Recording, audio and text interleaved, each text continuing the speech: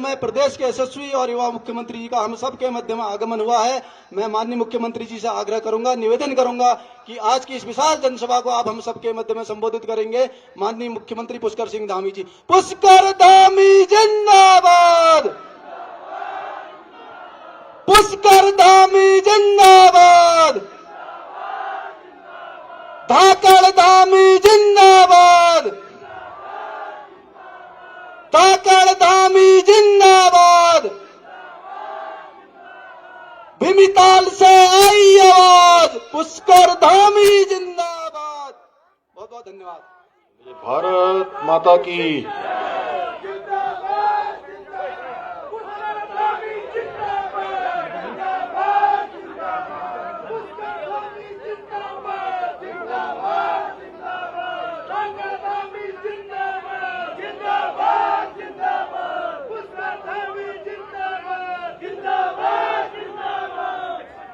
भारत माता की, भारत माता की, नैना मैया की, भीमेश्वर महादेव की, प्राचीन गुरु गोरखनाथ धाम की, मुक्तेश्वर महादेव की, गोलजू महाराज की, नीम करोरी बाबा की। भीमताल में आज विभिन्न विकास योजनाओं के लोकार्पण और शिलान्यास के अवसर पर मंच पर आसीन भारतीय जनता पार्टी के सम्मानित जिलाध्यक्ष भाई प्रताप बिष्ट जी, भीमताल विधानसभा के लोकप्रिय और जुझारू विधायक, जिन्होंने अभी बहुत लंबा एक विस्तार से जितने काम हर सेक्टर में यहां हुए हैं, उन सब कामों का विस्तार से आपके सामने पूरा रिपोर्ट कार्ड रखा। भाई राम सिंह कैड़ा जी, जिला पंचायत की सम्मानित अध्यक्ष श्रीमती दीपा धर्मवाल जी, पूर्व जिलाध्यक्ष देवेंद्र ढहला जी, पूर्व जिलाध्यक्ष मनोज शाह जी, पूर्व विधायक दान सिंह भंडारी जी, जिला महामंत्री रंजन मरगली जी, कुंदन चिलवाल जी, श्री मनोज भट्ट जी, मंडल अध्यक्ष कृष्णचंद्र जी, कमल जोशी जी, मनोज सोयाल जी, नरेश नयाल जी, अंकित पांडे जी, और आज जो भारतीय जनता पार्टी की अभी सदस्यता ग्रहण करने वाली हैं, धारी ब्लॉक की ब्लॉक प्रमुख भावना आर्या जी, ब्लॉक प्रमुख भीमताल हरीश बिष्ट जी, ब्लॉक प्रमुख ओखलखांडा केटी रुबाली जी, ब्लॉक प्रमुख रामगढ़ दीपक आर्या जी, नितिन राणा जी मीडिया प्रभारी, कमलेश कैड़ा जी पूर्व ब्लॉक प्रमुख, और मंच पर आसीन हमारे सभी नेतागण, और आज इस कार्यक्रम में दूर दूर से आए हुए सभी मेरे बड़े बुजुर्ग, माताएं, बहनें, सभी मेरे नौजवान युवा साथी, प्यारे बच्चों और मीडिया के हमारे सभी मित्र, मैं सबसे पहले तो आज आप सभी का इस अवसर पर इतनी विशाल संख्या में यहां पधारने पर आप सबका हृदय से स्वागत करता हूं, आप सबका अभिनंदन करता हूं। और आप सब लोगों ने, जहां मेरे नौजवान युवा साथियों ने जोश और खरोश से भरे नारे लगाए, मेरा स्वागत किया, मेरी माताओं बहनों ने तिलक लगाया, पुष्पों से स्वागत किया, बड़े बुजुर्गों ने आशीर्वाद दिया, मैं भी दोनों हाथ जोड़कर सिर झुकाकर आप सबको प्रणाम करता हूं, आप सबका अभिनंदन करता हूं। और सच में जैसा अभी भाई राम सिंह कैड़ा जी ने बताया कि आज 3 दिन पहले ही यहाँ का कार्यक्रम तय हुआ, और मैं अपना सौभाग्य मानता हूं कि मुझे भी आज तीसरी चौथी बार यहाँ आप सबके बीच में आने का अवसर मिला है। इतनी बड़ी संख्या में आप सब आए हैं, सच में आपको देखकर मेरे अंदर भी एक नई ऊर्जा का संचार हो गया और मैं स्वयं को बहुत गौरवान्वित महसूस कर रहा हूं। ये आप सभी का स्नेह और आशीर्वाद है जो हमें निरंतर प्रदेश और आप सबके क्षेत्र की सेवा करने के लिए एक ऊर्जा प्रदान हो रही है। और आपके लोकप्रिय विधायक भाई राम सिंह कैड़ा जी, मुझे लगता है विकास योजनाओं के बारे में उनके बताने के बाद बहुत बताने की आवश्यकता नहीं रह जाती है। कोई क्षेत्र शायद छूटा नहीं होगा जिस क्षेत्र में विकास के कामों का उन्होंने उल्लेख न किया हो या विकास के कामों के लिए प्रयास न किया हो। और जब भी मुझसे मिलने आते हैं तो मुलाकात बहुत संक्षिप्त करते हैं। कई बार बहुत सारे लोग काफी समय लगा देते हैं, लेकिन जितने टाइम के लिए आते हैं 15 मिनट, 20 मिनट, आधा घंटा, ये भीमताल विधानसभा के अलावा कोई बात नहीं करते। कभी कहते हैं मेरे धारी ब्लॉक में ये काम करना है, कभी कहते हैं ओखलकांडा में ये काम करना है, कभी कहते हैं भीमताल में काम करना है, कभी कहते हैं रामगढ़ की ये योजना आप स्वीकृत कर दीजिए, कभी इसका उच्चीकरण कर दीजिए, कभी यहाँ पंपिंग योजना लगा दीजिए, कभी ये रोड आप सीआरएफ में भेज दीजिए, कभी प्रधानमंत्री ग्रामीण सड़क योजना की रोड दे दीजिए, कभी स्कूलों का उच्चीकरण कर दीजिए, कहीं डिग्री कॉलेज की बिल्डिंग बना दीजिए। और सच में ये बहुत चिंतित रहते हैं। मुझे भी सामाजिक राजनीतिक क्षेत्र में काम करते करते 3 दशक से ज्यादा समय हो गया, लेकिन ऐसे जनप्रतिनिधि बहुत कम होते हैं जो केवल और केवल अपने क्षेत्र की चिंता करते हैं। और जिस प्रकार से इन्होंने यहाँ उल्लेख किया अपने बारे में, सच में ये इतनी सोच उसी के अंदर हो सकती है, इतना कष्ट, इतना दर्द उसी के अंदर हो सकता है जिन्होंने उन स्थितियों को, उन परिस्थितियों को, उन समस्याओं को और परेशानियों को जिया हो या उनका सामना किया हो। तो भाइयों बहनों, इन्हीं के निरंतर प्रयासों का परिणाम है कि आज हम भीमताल विधानसभा के समग्र विकास के लिए अनेक अनेक योजनाओं का लोकार्पण, शिलान्यास आप सबके बीच में कर रहे हैं। और राम सिंह जी ने मुझे इस क्षेत्र के प्रमुख राज्य मार्ग अभी 10 के बारे में, खराब स्थिति के बारे में अवगत कराया था और मैंने इसका तत्काल संज्ञान लिया। बल्कि आए तो मैंने इनको कल बताया भी कि राम सिंह जी ये सड़क मैं स्वीकृत कर रहा हूं। तो इन्होंने कहा भाई साहब आप आएंगे कल वहां, तो कल वहीं पर आप बता देना। और इसका संज्ञान लेते हुए कल ही इस राजमार्ग के लिए भीमताल से चाफी होते हुए धानाचूली से मोतियापाथर देवीधुरा तक की सड़क के पुनर्निर्माण एवं सुधारीकरण के लिए लगभग 9.5 करोड़ रुपए की धनराशि मैं आपके यहाँ आने से पहले इसको स्वीकृत करके आ गया हूँ। शायद आज इसका शासनादेश भी निकल जाएगा। भाइयों बहनों, मुझे प्रसन्नता है कि आज हम भीमताल विधानसभा क्षेत्र के साथ साथ नैनीताल जनपद के अंतर्गत आने वाले अन्य विधानसभा क्षेत्रों के लिए भी 112 करोड़ रुपए से अधिक लागत की 17 विकास योजनाओं का आज यहाँ पर हमने लोकार्पण और शिलान्यास किया है, जिसमें हम सड़क, शिक्षा, चिकित्सा, खेल, सिंचाई सहित विभिन्न विकासपरक योजनाओं के अलावा निराक्षित गौवंश के संरक्षण के लिए आज यहाँ पर हमने गौशाला का लोकार्पण भी हम कर रहे हैं। मुझे पूरा विश्वास है कि ये सभी योजनाएं इस क्षेत्र में आधारभूत सुविधाओं को, जरूरतों को और अधिक सशक्त बनाने में, लोगों के जीवन को आसान बनाने में बहुत मददगार साबित होंगी। भाइयों बहनों, आज आदरणीय प्रधानमंत्री श्री नरेंद्र मोदी जी के कुशल नेतृत्व और उनके मार्गदर्शन में हमारा राज्य भी विकास और समृद्धि के नए कीर्तिमान स्थापित कर रहा है। जहां एक ओर सुदूरवर्ती हमारे पर्वतीय क्षेत्रों में गांव, सड़क, शिक्षा, पेयजल सहित सभी महत्वपूर्ण क्षेत्रों से इंफ्रास्ट्रक्चर को मजबूत किया जा रहा है, वहीं हम राज्य की जो समृद्ध सांस्कृतिक विरासत है उसके संरक्षण और संवर्धन के लिए भी निरंतर प्रयास कर रहे हैं।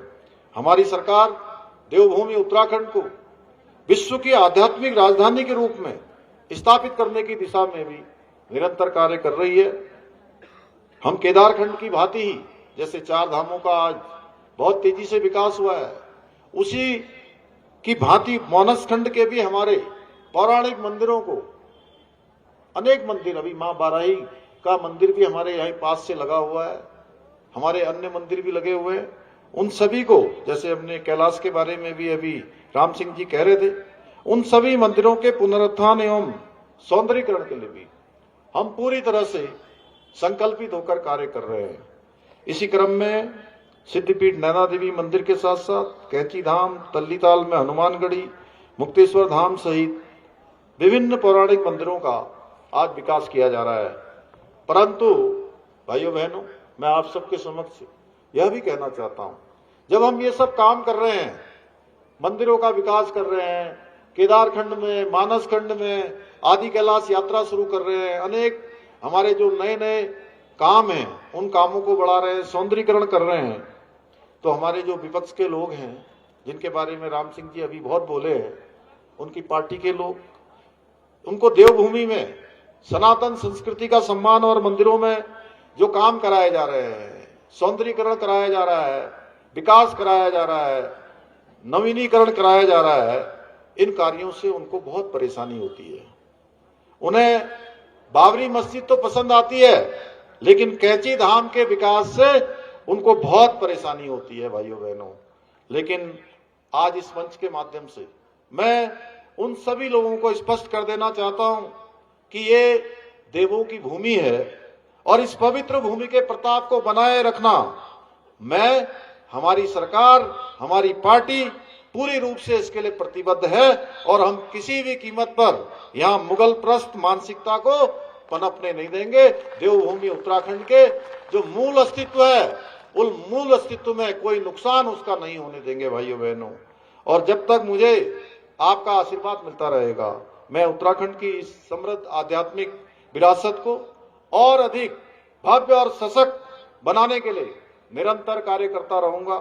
भाइयों बहनों, हम पहाड़ों से हो रहे पलायन को रोकने तथा स्थानीय अर्थव्यवस्था को और पर्यटन को बढ़ावा देने के लिए अनेक महत्वपूर्ण परियोजनाओं पर कार्य कर रहे हैं। एक जनपद दो उत्पाद योजना के माध्यम से हमने स्थानीय आजीविका को बढ़ावा दिया है, जबकि वहीं हाउस ऑफ हिमालयाज ब्रांड ने हमारे स्थानीय उत्पादों को व्यापक पहचान दिलाने का काम किया है। मैं किसी कार्यक्रम में भी जाता हूं तो हमारी मातृशक्ति, मेरी माताएं, बहनें बड़ी संख्या में उन कार्यक्रमों में होती हैं। भाइयों बहनों, आज उनके द्वारा जो उत्पाद बनाए जा रहे हैं, तमाम प्रकार के जो हमारे स्वयं सहायता समूह काम कर रहे हैं, उनके बनाए हुए उत्पाद आज देश में और दुनिया में अपनी एक अलग पहचान बना रहे हैं, क्योंकि उनके उत्पाद इतने अच्छे हैं, इतनी अच्छी उसकी क्वालिटी है, उसकी इतनी अच्छी पैकेजिंग है। सच में बड़ा आश्चर्य होता है और गर्व की अनुभूति होती है कि कम संसाधनों में, कठिन स्थितियों में और परिस्थितियों में हमारी माताएं बहनें जो आज उत्पाद बना रही हैं, वो उत्पाद इतने अच्छे हैं कि बहुत बार मल्टीनेशनल कंपनियां भी हमारी बहनों के उत्पाद से पीछे छूट जाती हैं, उनको भी फीका करने का काम हमारी बहनों के द्वारा बनाए हुए उत्पाद करते हैं। भाइयों बहनों, इसके साथ ही हम राज्य में state millet mission, farm machinery bank, apple mission, नई पर्यटन नीति, नई फिल्म नीति, home stay, wed in Uttarakhand जैसी योजनाओं के माध्यम से स्थानीय अर्थव्यवस्था को मजबूती प्रदान करने का भी कार्य कर रहे हैं। आज इस क्षेत्र में भी अभी मैं देख रहा हूं कई सारे रिजॉर्ट बन रहे हैं, होम स्टे यहां पर संचालित हो रहे हैं, जिनके माध्यम से स्थानीय लोगों को रोजगार और स्वरोजगार के अवसर पैदा हो रहे हैं। और इन्हीं सब हमारे प्रयासों का आज परिणाम है। आपने देखा होगा, कभी आपदा की चुनौती, कभी अन्य प्रकार की चुनौतियां, हमारे सामने अनेक चुनौतियां खड़ी रहती हैं, लेकिन उसके बावजूद भी आज विभिन्न क्षेत्रों में हमारा राज्य नए नए कीर्तिमान स्थापित कर रहा है। अभी हाल ही में जारी पलायन आयोग रिपोर्ट, पलायन निवारण आयोग की सर्वे रिपोर्ट में रिवर्स पलायन में भी 44% की उल्लेखनीय बढ़ोतरी दर्ज की गई है। अनेक लोग आज रिवर्स पलायन कर रहे हैं, जो दुनिया और देश के विभिन्न स्थानों पर चले गए थे, वो वापस अपने घरों को लौट रहे हैं, अपना रोजगार और अपना स्वरोजगार उन्होंने प्रारंभ कर दिया है। इसके साथ ही नीति आयोग भारत सरकार के द्वारा जारी सतत विकास के लक्ष्यों को प्राप्त करने में हमारे राज्य को पूरे देश में पहला स्थान प्राप्त हुआ है। भाइयों बहनों, उस इंडेक्स में उत्तराखंड पहले नंबर पर आया है। बेरोजगारी दर में 4.4% की कमी लाकर हमारे राज्य ने राष्ट्रीय औसत को भी पीछे छोड़ने का काम किया है। इसके अलावा भारत सरकार के राज्य खनन सूचकांक तत्परता सूचकांक में उत्तराखंड को श्रेणी सी के देश में हमारे दूसरा स्थान हमारे राज्य को मिला है। हमें 200 करोड़ रुपए की प्रोत्साहन राशि पुरस्कार के रूप में भारत सरकार ने दी है। किसानों की आय वृद्धि करने में भी देश भर में हमारा पहला स्थान आया है। मत्स्य विकास के क्षेत्र में उत्कृष्ट प्रदर्शन करने में भी हमें राष्ट्रीय पुरस्कार प्राप्त हुआ है। भाइयों बहनों, हम नैनीताल जनपद को एक आदर्श और श्रेष्ठ जिला बनाने के उद्देश्य से अनेक विकासपरक योजनाओं के माध्यम से निरंतर कार्य कर रहे हैं। जहां नैनीताल के गेठिया में 100 बेड की क्षमता वाले मानसिक चिकित्सालय का निर्माण कार्य प्रगति पर है, वहीं हल्द्वानी मेडिकल कॉलेज में राजकीय कैंसर संस्थान का निर्माण कार्य भी तेजी के साथ चल रहा है। इसके साथ ही कसिया लेक, नकुचियाताल, हल्दूचौड़ और बरदो में आयुर्वेदिक चिकित्सालयों का निर्माण कार्य भी कराया जा रहा है। इतना ही नहीं, आज हमने नैनीताल, भीमताल, रामनगर और लालकुआ विधानसभा क्षेत्रों में अनेक विकास योजनाओं की सौगात देकर इस पूरे क्षेत्र के समग्र विकास के अपने संकल्प को दोहराने का काम भी किया है।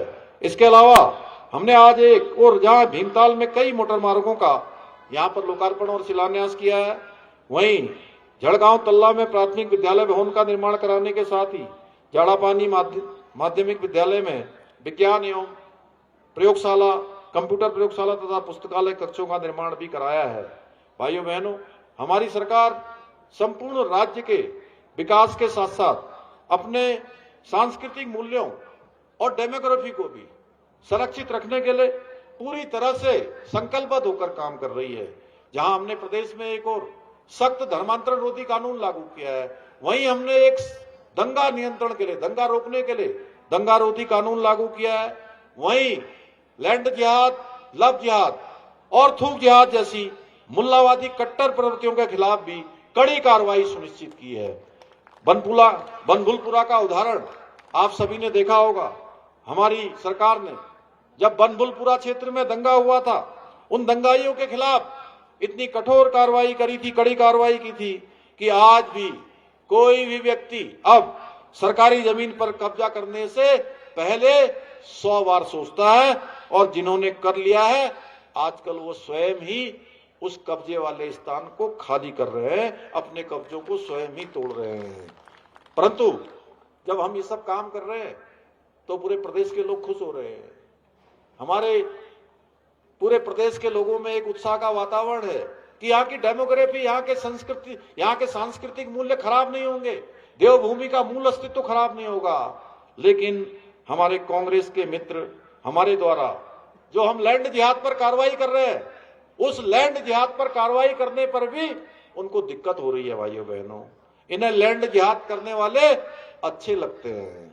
कांग्रेस ने हमारी देवभूमि की डेमोग्राफी को बिगाड़ने के ऐसे ऐसे स्थानों पर विशेष समुदाय के लोगों को बसाने का काम किया है जहां कभी उस समुदाय के लोगों का कोई नामो निशान नहीं होता था, कोई अस्तित्व नहीं होता था।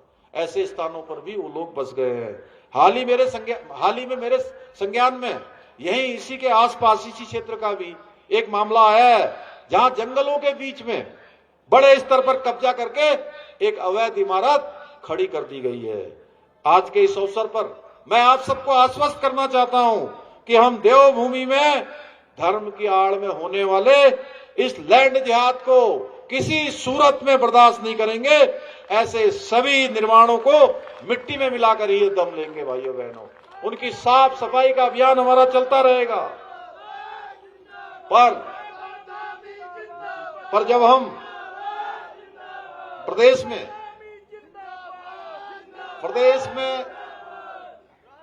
में ऐसे स्थानों पर हुए अनेक अवैध अतिक्रमणों को हटाते हैं जहां पर हरा कपड़ा, पीला कपड़ा, नीला कपड़ा डालकर हमारी सरकारी भूमि पर अवैध कब्जा करने वालों के, अतिक्रमण करने वालों के खिलाफ कार्रवाई करते हैं, तो इससे कांग्रेस के लोगों को बड़ी परेशानी होती है। वो मानते हैं कि देवभूमि पर चादर बिछाकर कब्जा करने वालों का उतना ही अधिकार है जितना आप लोगों का है भाइयों बहनों। क्या उनका उतना अधिकार हो सकता है क्या? आप ही बताइए, ऐसे कब्जा करने वालों को देवभूमि में अस्तित्व रहना चाहिए क्या? क्या हमें इनके खिलाफ कार्रवाई बंद कर देनी चाहिए? अरे जोर से बोलिए, कार्रवाई करनी चाहिए कि नहीं करनी चाहिए? हमारी माताएं बहनें यही बताएगी, ऐसे लोगों पर कार्रवाई करनी चाहिए कि नहीं करनी चाहिए? हमारी सरकार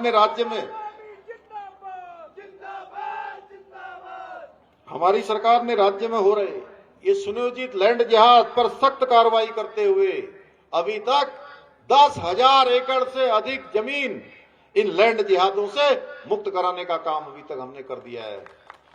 लेकिन कांग्रेस की आंखों पर वोट बैंक की पट्टी चढ़ी है। उसके चक्कर में उनको कहीं लैंड जिहाद नजर नहीं आता है। हमने अब प्रदेश में एक सख्त भू कानून भी लागू कर दिया है, जिससे राज्य के मूल स्वरूप के साथ खिलवाड़ करने वाले, हमारे यहाँ जमीनों पर कब्जा करने वाले, जमीनों की बंदरबाट करने वालों, उनके खिलाफ भी अब आने वाले समय में सख्त कार्रवाई सुनिश्चित की जा सके। हमने प्रदेश में गौ माता के संरक्षण और संवर्धन के लिए भी हम निरंतर प्रयासरत हैं। आज हमने इस क्षेत्र में एक गौशाला का लोकार्पण भी किया है। पर जब हम गौ माता के संरक्षण की बात करते हैं तो कांग्रेस को इसमें भी राजनीति दिखाई देती है। आप ही बताइए, क्या हर चीज को राजनीति के चश्मे से देखा जाना चाहिए, या जो काम जरूरी है वो किए जाने चाहिए? जोर से बोलिए भाई। भाइयों बहनों, हमने प्रदेश में सबसे पहले समान नागरिक संहिता का कानून लागू करके सभी धर्मों के लिए देवभूमि उत्तराखंड पूरे देश का आजादी के बाद पहला राज्य है जहां रहने वाला किसी धर्म का हो, किसी पंथ का हो, किसी समुदाय का हो, किसी वर्ग का हो, सबके लिए समान नागरिक संहिता का कानून देवभूमि उत्तराखंड में सबसे पहले लागू हो गया है। यह समान नागरिक संहिता की गंगा सबसे पहले कहीं निकली है तो वो देवभूमि उत्तराखंड से निकली है। जब हम यूसीसी को जब हमने लागू किया तो पूरे देश के अंदर जो राष्ट्रवादी सोच के लोग थे, उन्होंने हमारी इस ऐतिहासिक निर्णय को खूब सराहने का काम किया, खूब हमारी पीठ थपथपाने का काम किया। लेकिन कांग्रेस को समान नागरिक संहिता उत्तराखंड में लागू होने से भी तकलीफ है। उन्हें लगता है कि इससे एक समुदाय विशेष के अधिकार छीने जा रहे हैं। परंतु आप बताइए, क्या हम अपने उत्तराखंड की माताओं को, बहनों को, महिलाओं को, उनके उत्पीड़न को बर्दाश्त कर सकते हैं क्या? क्या किसी को धर्म के आधार पर कानून के साथ खिलवाड़ करने की खुली छूट दे सकते हैं? लेकिन कांग्रेस अपनी वोट बैंक की राजनीति के चक्कर में सच्चाई का सामना नहीं करना चाहती है। भाइयों बहनों, हमने उत्तराखंड में पनप रही विभाजनकारी मानसिकता पर अंकुश लगाने के लिए राज्य में एक नया कानून लागू करके अब मदरसा बोर्ड को समाप्त करने का निर्णय लिया है। अगले वर्ष से 1 जुलाई 2026 से राज्य के अंदर वो सारे मदरसे बंद हो जाएंगे जिसमें राज्य के शिक्षा बोर्ड के द्वारा निर्धारित पाठ्यक्रम नहीं पढ़ाया जाएगा।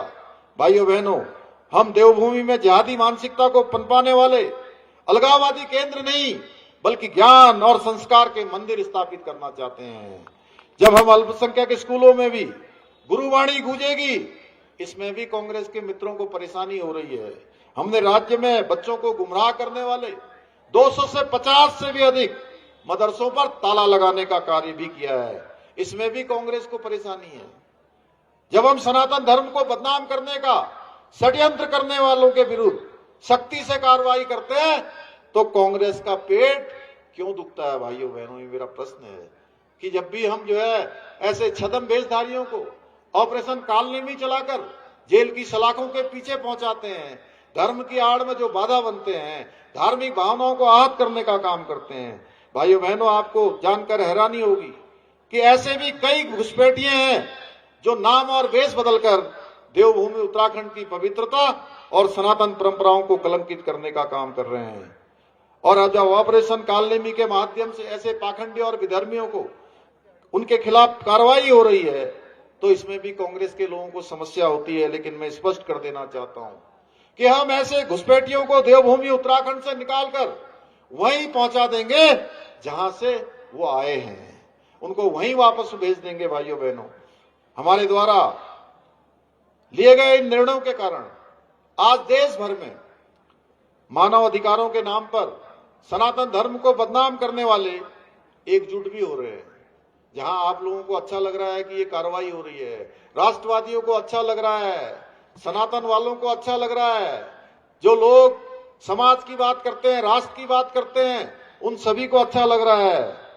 और कुछ लोगों को खराब लग रहा है। जब उनको खराब लग रहा है तो वो क्या कर रहे हैं? षड्यंत्र कर रहे हैं, झूठे नैरेटिव बनाने का काम कर रहे हैं। और कांग्रेस के साथ मिलकर ये अर्बन नक्सल गैंग हमारी सरकार के खिलाफ भी षड्यंत्र करने में जुटे हुए हैं। आज के इस अवसर पर मैं आप सबसे आह्वान करता हूं कि आप लोग देवभूमि की संस्कृति के संरक्षक हैं, इसलिए अपने अपने स्तर पर इस प्रकार की मानसिकता का करारा जवाब दें और स्पष्ट कर दें कि देवभूमि में इनकी साजिश किसी कीमत पर बर्दाश्त नहीं की जाएगी। भाइयों बहनों, हमारी सरकार ने भर्ती प्रक्रियाओं को पारदर्शी बनाने और नकल माफियाओं पर अंकुश लगाने के लिए भी देश का सबसे सख्त नकल विरोधी कानून लागू किया। इसी का परिणाम है कि पिछले 4.5 वर्षों में 27,000 के लगभग युवाओं को सरकारी नौकरी प्राप्त हुई है, जो अपने आप में एक रिकॉर्ड है, जो उत्तराखंड बनने के बाद से अब तक लेकर 2/3 से भी ज्यादा है। और इस कानून के लागू होने के बाद बीते 4 वर्षों में 100 से भी अधिक नकल माफियाओं को जेल की सलाखों के पीछे पहुंचाने का काम भी किया है, जिन्होंने पूर्व की सरकारों के समय में नकल को एक उद्योग बना दिया था। भाइयों बहनों, हमारी सरकार भ्रष्टाचार को जड़ से समाप्त करने के लिए भी जीरो टॉलरेंस की नीति के साथ कार्य कर रही है। हमने प्रदेश में पहली बार आईएएस, पीसीएस, आईएफएस स्तर के अधिकारियों सहित पिछले 3 वर्षों में भ्रष्टाचार में लिप्त 200 से भी अधिक लोगों के खिलाफ कठोर कार्रवाई की है। इन सभी कार्यों के बारे में आप सभी अन्य लोगों को भी बताएं और राष्ट्रवादी शक्तियों को जिससे मजबूती मिले। भाइयों बहनों, आज के अवसर पर बहुत सारे काम हमारे यहाँ के लोकप्रिय विधायक जो लगातार आपके क्षेत्र के लिए संघर्ष करते रहते हैं, उन्होंने बहुत सारा यहाँ विस्तार से बताया है। बहुत सारे उनके पास एप्लीकेशन है, बहुत सारे अलग अलग क्षेत्रों के विज्ञापन आए हुए हैं, बहुत सारी मांगे उन्होंने रखी हैं। मैं उन सभी को अपने साथ लेकर जा रहा हूं और कुछ महत्वपूर्ण घोषणाएं भी आपके समक्ष में यहाँ करना चाहता हूं कि भीमताल क्षेत्र के भीड़ा पानी, नाय, डालवनिया, देवनगर, सिलोटी में मिनी स्टेडियमों का निर्माण किया जाएगा। ओखलखांडा के करायल बैंड से टकुराबंद चौकी तक बनी रोड का डामरीकरण किया जाएगा। भीमताल नगर में बाईपास रोड में नहर कवरिंग का कार्य पूरा हो चुका है। हम जल्दी जो काम अधूरा रह गया है उसको भी जल्दी ही पूरा कराएंगे। भीमताल में लंबित पार्किंग का निर्माण भी जल्दी ही किया जाएगा। भीमताल में नया रोडवेज बस स्टेशन खोला जाएगा, जिसका शानदार मास्टर प्लान बनाकर उसको विधिवत रूप से धरातल पर उतारा जाएगा। भीमताल नगर में अग्निशमन केंद्र भी खोला जाएगा। भीमताल के नौकुचिया ताल से खड़की खरोला मोटर मार्ग के मिलान का कार्य किया जाएगा। धारी ब्लॉक के कसिया लेक से काफली पदी कनाला रोड के डामरीकरण का कार्य कराया जाएगा। बड़ौन से सिमलिया सान्नी मोटर मार्ग मिलान का कार्य भी किया जाएगा।